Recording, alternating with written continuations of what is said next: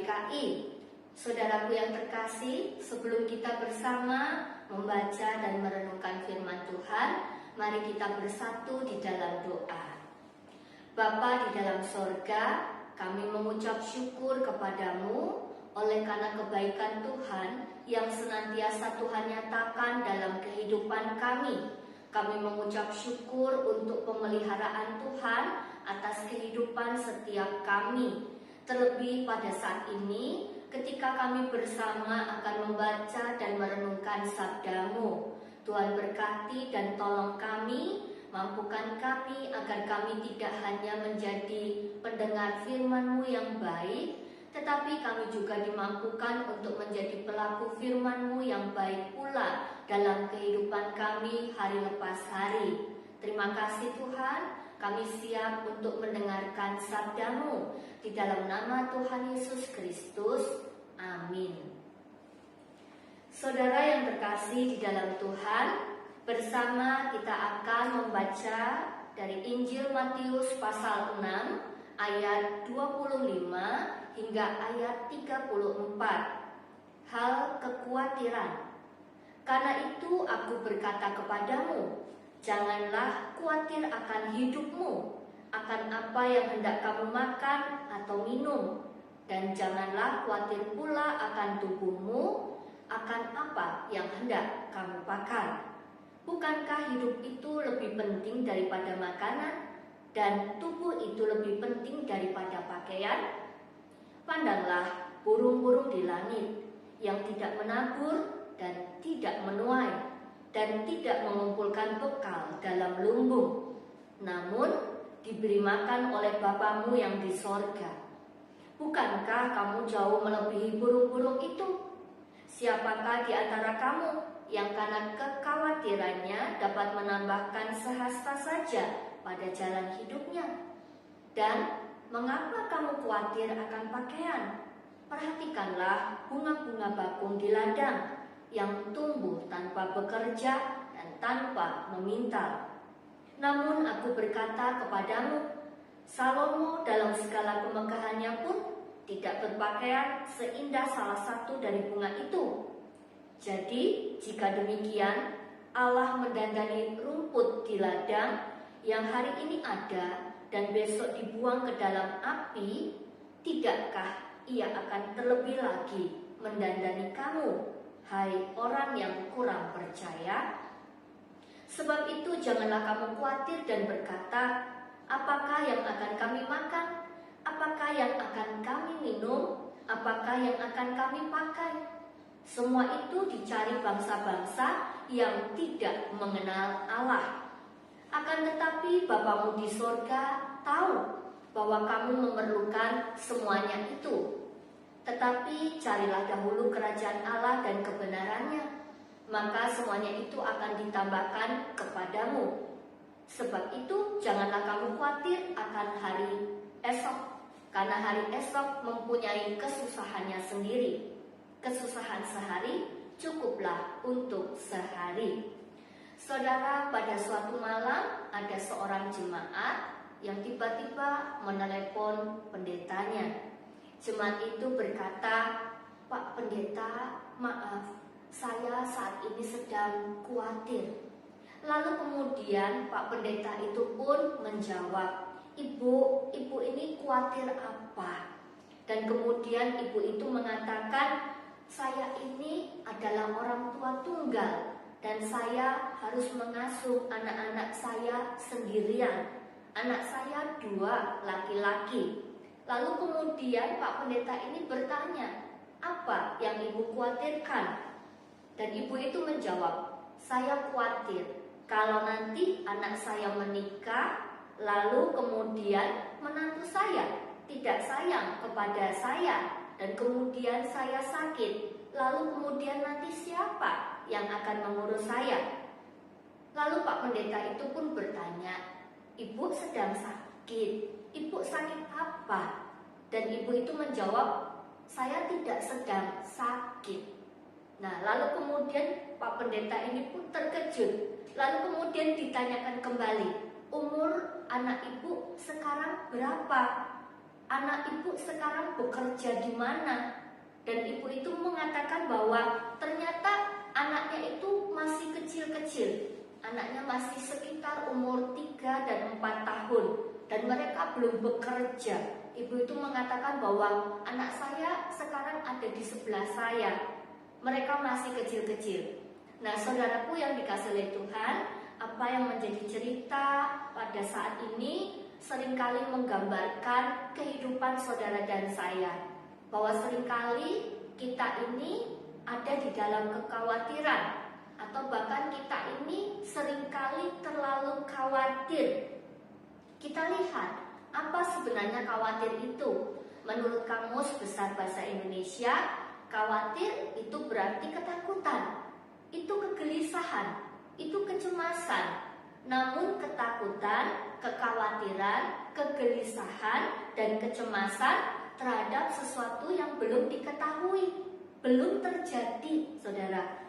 Nah, saudaraku yang dikasihi oleh Tuhan, khawatir itu adalah hal yang wajar. Itu adalah hal yang sangat manusiawi.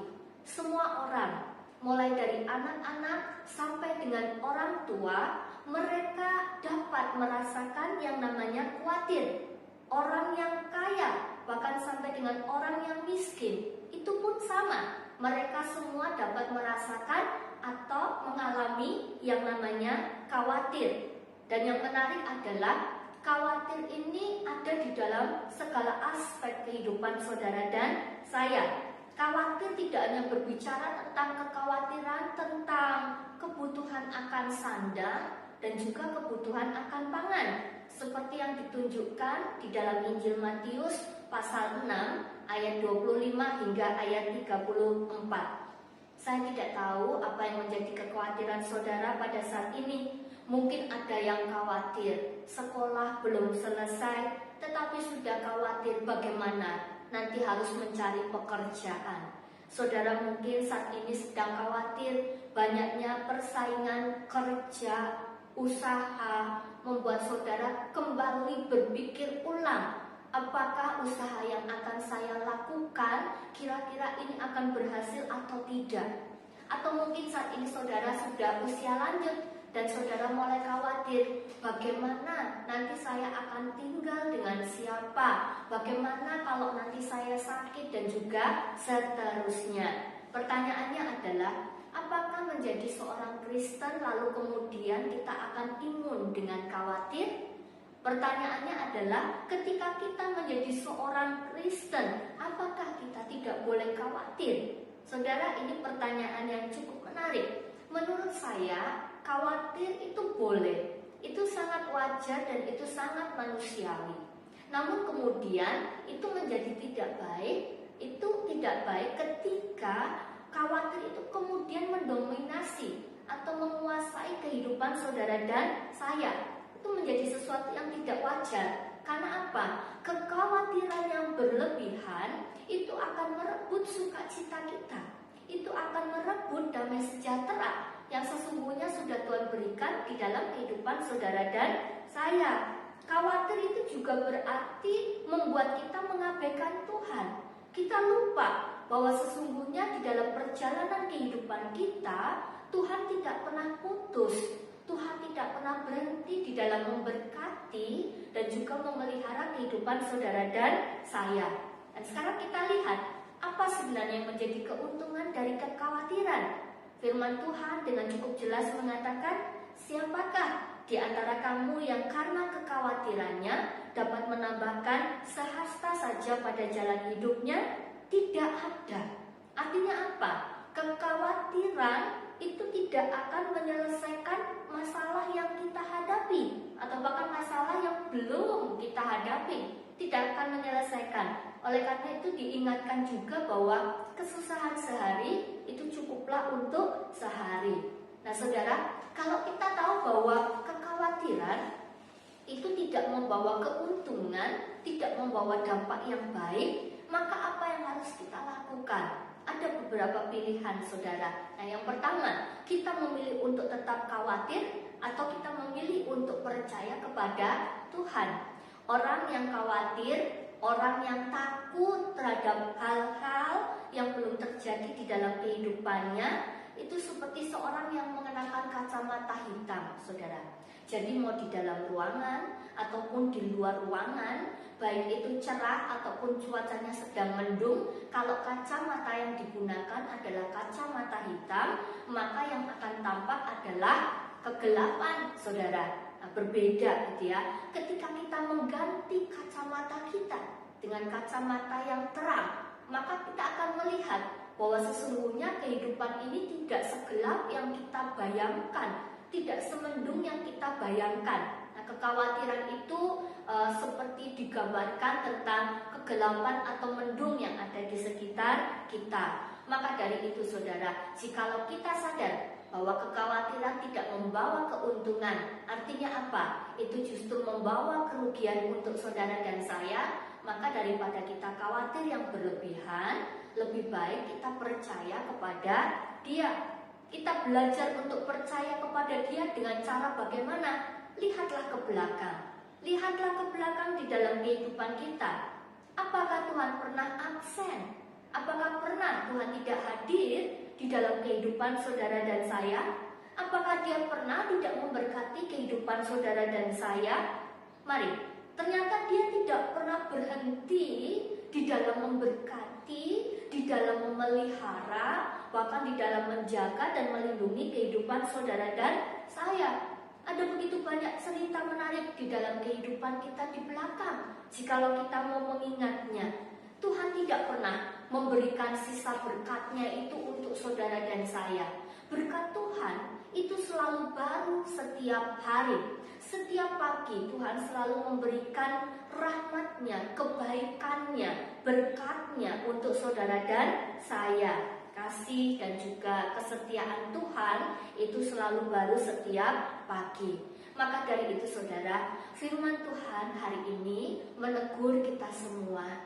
Ketika perasaan khawatir itu kembali muncul, maka dalam Matius 6 ayat 26 dan ayat 28 dikatakan, lihatlah burung-burung di udara dan lihatlah bunga bakung. Jikalau kita saat ini lihatlah bunga yang ada di sekitar kita. Saudara, kalau diajak untuk melihat burung di udara yang tidak menabur, tidak menanam, kita belajar untuk melihat bahwa penekanan Injil Matius bukan pada tidak menabur atau tidak menanam atau tidak melakukan sesuatu, bukan seperti itu saudara ya. Penekanan yang hendak ditunjukkan adalah lebih kepada lihatlah, itu adalah burung liar, bunga yang katakanlah derajatnya lebih rendah daripada manusia. Itu saja Tuhan pelihara, itu saja Tuhan cukupkan. Apalagi saudara dan saya, kita semua ini adalah anak-anaknya. Tentu Tuhan pasti memelihara dan juga memberkati serta mencukupkan kebutuhan hidup saudara dan juga saya. Perhatikanlah, adakah dari antara saudara yang pernah memperhatikan ketika bunga itu mekar? Saudara, di hadapan saya ada bunga. Ini bukan bunga asli saudara ya, tetapi pernahkah kita menyadari dan kita menunggu proses mekarnya tanaman atau bunga saudara?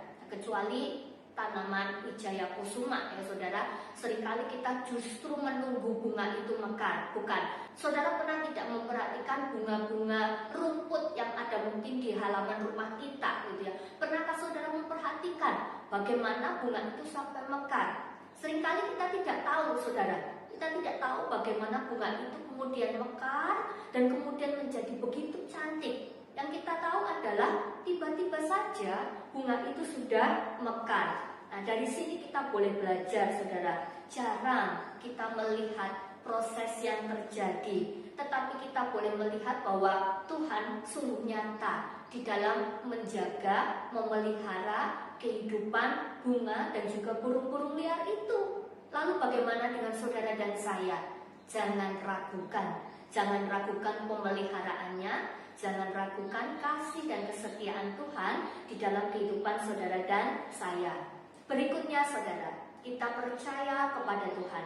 Yang kedua adalah saudara dan saya diajak untuk kembali mengevaluasi di dalam kekhawatiran yang seringkali menguasai dan mendominasi kehidupan kita. Kita ini fokus pada siapa?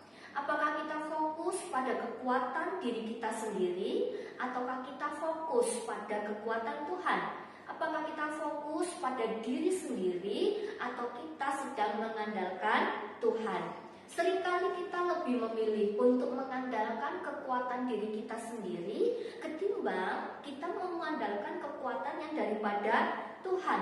Saudara, ini tentu bukan hal yang mudah. Cukup menarik, saudara. Kalau saya mau mengatakan pada saudara bahwa ini Alkitab yang saya pegang, ini bukanlah Alkitab yang besar, ini Alkitab kecil, ya. Jadi menurut saya ini tidaklah berat, dan saya pun merasa bahwa saudara juga akan setuju bahwa Alkitab ini tidaklah berat. Tetapi jikalau kita terus memegangnya sepanjang hari, sepanjang waktu, bahkan sepanjang tahun, maka kita akan mengatakan itu berat, itu berat. Nah, inilah yang terjadi saudara ketika saudara dan saya mengandalkan kekuatan diri kita sendiri. Sekecil apapun masalah, persoalan, kekhawatiran yang sedang kita hadapi, namun jikalau kita mengandalkan kekuatan diri kita sendiri, maka lama-kelamaan kita juga akan lelah, kita akan capek, kita tidak akan kuat, saudara. Disinilah saudara dan saya disadarkan bahwa berbeda ketika kita mengandalkan kekuatan kita dan ketika kita mau mengandalkan kekuatan Tuhan, mengandalkan Tuhan semata, bersandar kepada Tuhan. Sungguh menarik jikalau kita belajar dari doa Bapa kami. Salah satu bagian dari doa Bapa kami itu adalah berikanlah kepada kami pada hari ini makanan kami yang secukupnya. Tuhan hendak mengajarkan juga kepada saudara dan saya supaya apa? Supaya kita setiap hari bersandar hanya kepada Dia, mengandalkan Dia setiap hari, bahkan setiap waktu. Nah, saudaraku yang dikasihi oleh Tuhan, mari kita meyakini dan percaya bahwa pemeliharaan Tuhan itu lebih dari cukup untuk kehidupan saudara dan saya. Dan saudara, jikalau kita sudah diberkati oleh Tuhan dengan begitu luar biasa, mari kembali kita lihat. Seringkali kita masih mengalami kesulitan, atau kita masih mengalami ketakutan dan kekhawatiran untuk kita kemudian kembali melayani Tuhan, memberikan hidup kita ini sebagai persembahan yang harum, yang berkenan kepada Tuhan. Karena apa? Karena mungkin kekhawatiran kita, saudara. Seringkali ketika ada seorang yang kemudian datang dan kemudian menanyakan, apakah saudara bersedia untuk menjadi penatua? Dan mungkin saudara bisa mengatakan bahwa, aduh, saya belum mampu. Rasanya kok saya tidak pas. Rasanya kok saya tidak layak untuk mengambil bagian di dalam kepenatuaan. Mungkin ada seorang yang datang kepada saudara dan mengatakan, mari ayo bergabung di dalam lektor. Itu kita bisa berpelayanan bersama di dalam gereja. Tetapi kemudian saudara mengatakan, rasanya kok ada orang yang lebih mampu. Saya ini orangnya takut, penakut. Jadi kalau saya berdiri berhadapan dengan orang saja saya itu merasa tidak percaya diri. Bagaimana ketika saya harus membaca firman Tuhan itu di hadapan begitu banyak jemaat dan masih ada begitu banyak yang lainnya. Ketika mungkin ada seseorang yang menawarkan kepada saudara untuk ikut paduan suara, dan kemudian saudara mengatakan, aduh jangan dulu, saya ini kalau nyanyi pas-pasan, nanti kalau do jadi re, lalu kemudian bagaimana? Suara saya ini tidak terlalu bagus, nanti kalau falas dan seterusnya. Dan masih banyak lagi yang lainnya. Ketika ada yang menawarkan, mari ikut pelayanan sebagai usher, mungkin saudara juga akan kembali memikirkan, kalau nanti saya pelayanan, lalu bagaimana dengan pekerjaan saya? Lalu bagaimana dengan toko saya? Dan juga seterusnya. Oh saudaraku, ada begitu banyak kekhawatiran yang seringkali kemudian menghambat kita untuk kita boleh ambil bagian di dalam pelayanan untuk sesama dan juga untuk Tuhan. Kuncinya adalah lihat ke belakang. Lihatlah Siapa yang memelihara kehidupanmu selama ini? Siapakah yang menjaga, melindungi, dan mencukupkan kebutuhanmu? Lihat ke belakang dan kembali hitunglah berkat yang sudah Tuhan limpahkan dalam kehidupan kita. Berkat Tuhan bukan hanya berupa materi, saudara. Berkat Tuhan ketika hari ini kita ada dalam keadaan yang baik, ketika hari ini kita ada dalam keadaan yang sehat, ketika Tuhan masih memberikan suara yang begitu sempurna, ketika Tuhan masih memberkati kita dengan begitu banyak kemampuan dan juga keterampilan. Nah, saudaraku yang dikasihi oleh Tuhan, apalagi yang harus kita khawatirkan? Saya rasa kita tidak punya alasan untuk khawatir, saudara ya. Karena apa? Karena Tuhan sudah membuktikan di dalam kehidupan saudara dan saya, tidak ada di mana dalam kehidupan kita Tuhan itu tidak hadir. Maka dari itu saudara, sebagai ungkapan syukur kita, oleh karena Tuhan sudah memberkati kehidupan saudara dan saya, mari kita buka hati kita buka diri kita. Untuk apa saudara? Untuk kita melayani Dia. Bagaimana dengan kekhawatiran hari ini dan esok saudara? 1 Petrus 5 ayat 7 di sana dikatakan, serahkanlah segala kekhawatiranmu kepada Dia, sebab Dia yang memelihara kamu. Amin. Mari kita bersatu di dalam doa. Bapa di dalam surga, kami mengucap syukur dan berterima kasih oleh karena Tuhan kembali mengingatkan setiap kami. Kami mohon ampun ya Tuhan, ketika kami seringkali jatuh di dalam kekhawatiran, bahkan ketika kekhawatiran itu berlebihan dan mendominasi kehidupan kami, sehingga kami seringkali kurang percaya atau bahkan tidak percaya kepada Tuhan. Bapa dalam surga, kami juga mohon ampun jikalau seringkali kekhawatiran yang kami alami kemudian membuat kami takut untuk melangkah melayani Tuhan. Tuhan kiranya menolong dan juga memberkati kami, memampukan agar kami tidak mengandalkan diri kami sendiri, namun kami boleh mengandalkan Tuhan di dalam kehidupan kami. Terima kasih Tuhan, kami percaya bahwa firman-Mu senantiasa akan menolong dan juga menjadi suluh di dalam kehidupan kami. Kami berdoa, kami bersyukur hanya di dalam nama Tuhan Yesus Kristus. Amin.